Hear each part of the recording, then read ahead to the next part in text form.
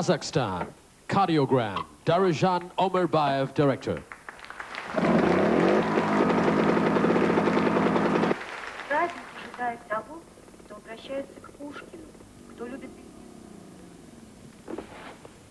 Онсыз аз дейсің, енді орыстың жалаңаш қатындарын көруге құртамыз ба? Кейін келесіз. From Taiwan, Mahjong, Edward Yang, director. 就像喜剧片里的小龙草，他还以为真的是个他呢。要不是 Ellison 在这里帮他找个工作，他现在还在伦敦领救济金呢。你以为那些老外都喜欢待在台湾呢？才怪呢！还不如在自己的烂国家里头混不下去了，才在这里骗吃骗喝。Well, very exciting. The award carries the 15,000 cash prize. The best Asia feature film is... Oh, we read that. Okay. Right. Yeah. Okay, Cardiogram from Kazakhstan. And receiving the award, we have Philip Cha from the Singapore International Film Festival.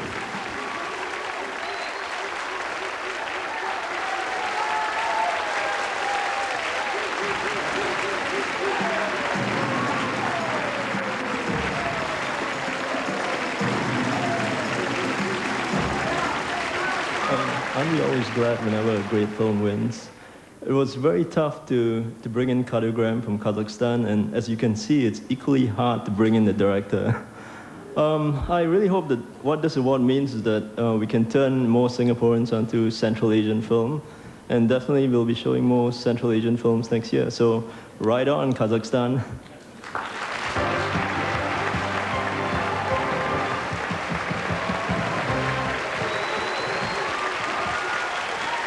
Well, that's all about the time we have for tonight. Thank you all for joining us on the Silver Screen Awards. Lillian, any last parting words? Good night. I like that. See you next year. Bye.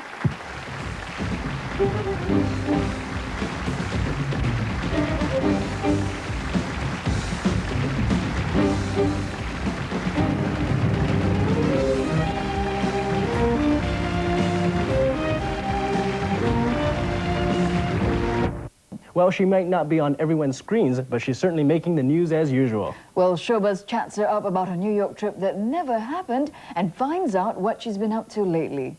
Okay, it's been nearly half a year since we last saw you in 999. Since then, your acting career has been rather quiet of late. So what have you been up to? Not very much. Well, we've done specials like Star Charity Show, Christmas Star Charity Anniversary Show, little bits and pieces, and Appear and Unpierre Game. Okay. And now I'm getting ready for my Chinese projects. Tell us a bit about your upcoming projects. It's a tele-movie with Li Nanxing, and I play a very confident and I guess a little bit idealistic girl, and she's wanting to change the world and wanting to do a lot of stuff. It's a bit of a romantic lead, which is something I've been wanting to do, and I'm really looking forward to that. I'm working with Lansing, of course. Let's get a bit serious now. Yes. Okay. What's the biggest misconception of you? I guess that maybe I see your coat, or that I'm basically quite unhappy. Why?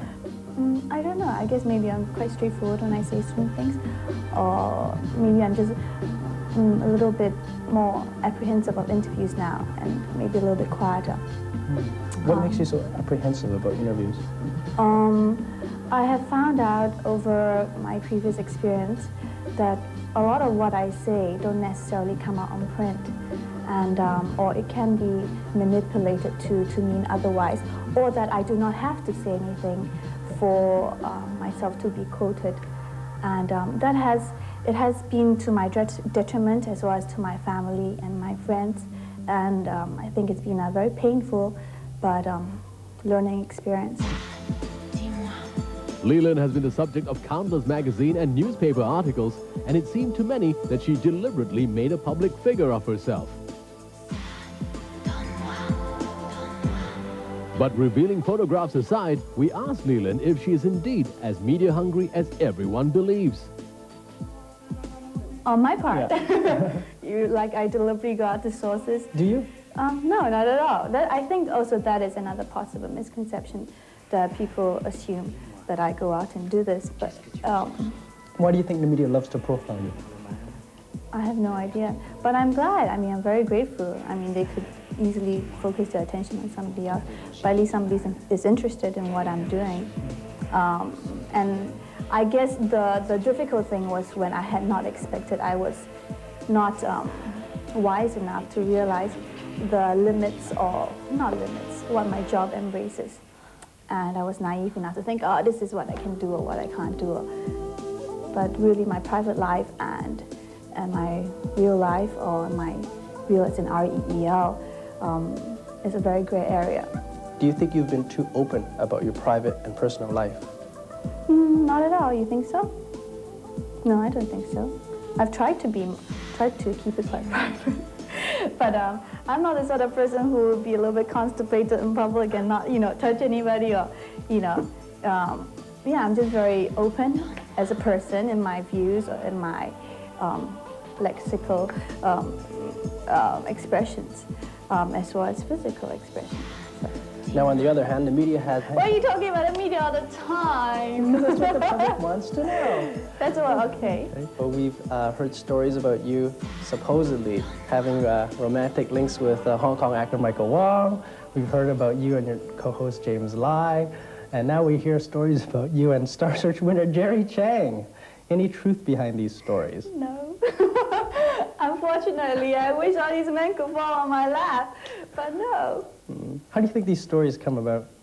Well, I think it's inevitable. Well, Lawrence and I... Oops! Let's ask that again. How do you think these stories evolve? Well, I don't know. James and I are good friends, and I think that's inevitable that they might say something, and we play lovers.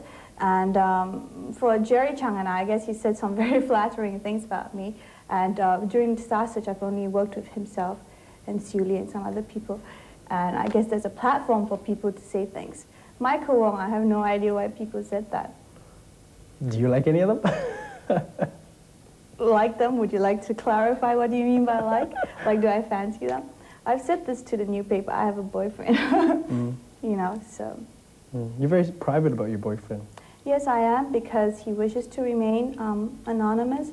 And my life is more a public life and not his. And I really think people should respect that. And up to a time when we have a very serious commitment, then I think I would like the world to know. At the moment we're dating, we're very happy. Let's talk aesthetics and image for a minute. When you started out, you were this demure, plain Jane ballerina instructor. Plain Jane? Where do you get that from? No, just kidding.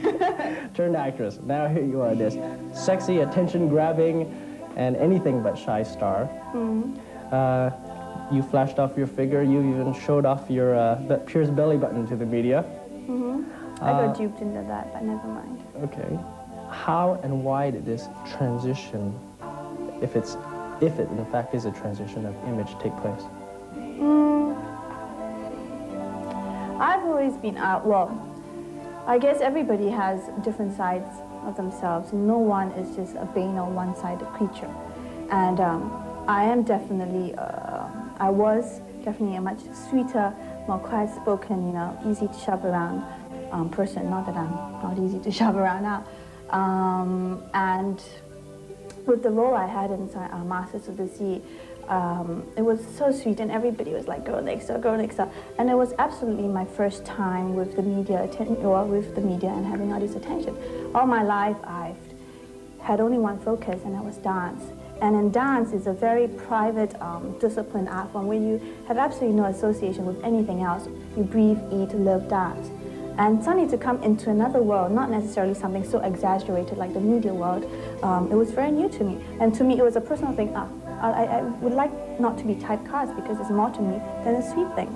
I guess when I had previously said I was foolish or naive enough, I had not realized that a lot of things could have gotten out of control, or that I could be put in a position and manipulated. And unfortunately, the authority is not in my hands to change a lot of things, to change what people might conceive as true. And I have previously said, okay, I think this is going too far. I say this is wrong. I will not deal with such companies who have no integrity. But well, that is my battle. Okay.